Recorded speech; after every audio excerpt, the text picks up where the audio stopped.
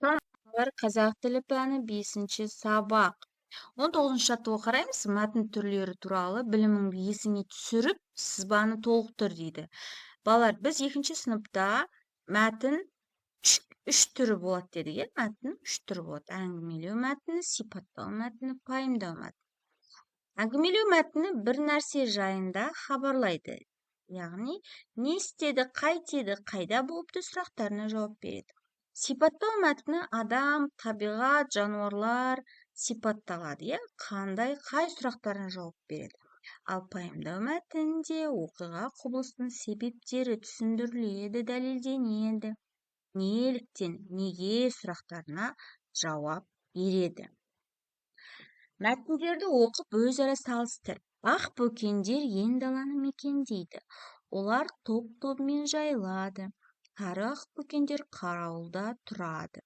Қауіп төнгенде пысқырып дыбыс шығарады. 2-ші бағандағы мәтінді оқимын, балалар, тыңдаймыз. Ақ бөкен қойға ұқсайды. Бірақ оның басы үлкен, тұмсығы жалпақтау, артқы аяқтары қысқалау, көздері мөп-мөлдір. Мәтін түрлерін анықта, қайсысы әңгімелеу мәтіні, қайсысы сипаттау мәтіні екенін дәлелде.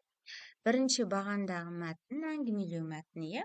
2-ші бағандағы мәтін ол сипаттау мәтіні.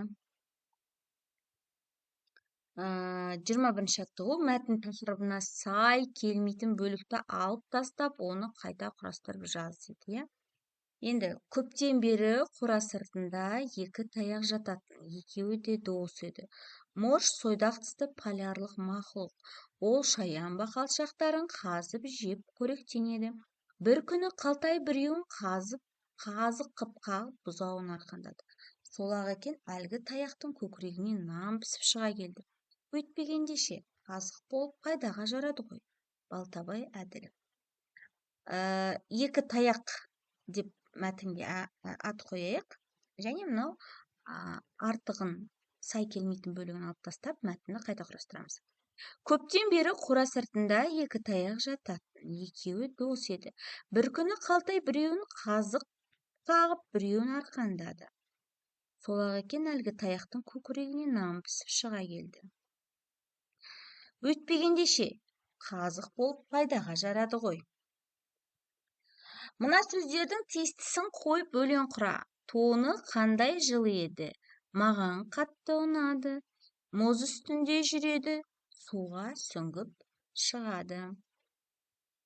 Өлеңді қатесіз көркем көшіріп жазамыз, балалар.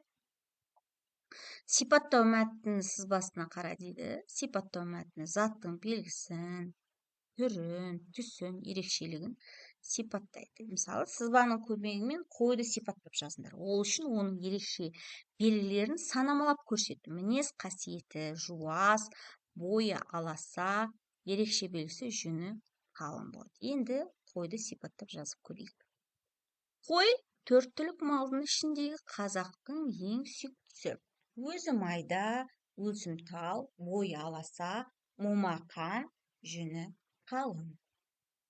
Ал балалар, осымен сабағымыз аяқталды. Алдағы сабақтарымызды жіберіп алмас үшін арнамызға тіркеліп, лайк басуды ұмытпаңдар.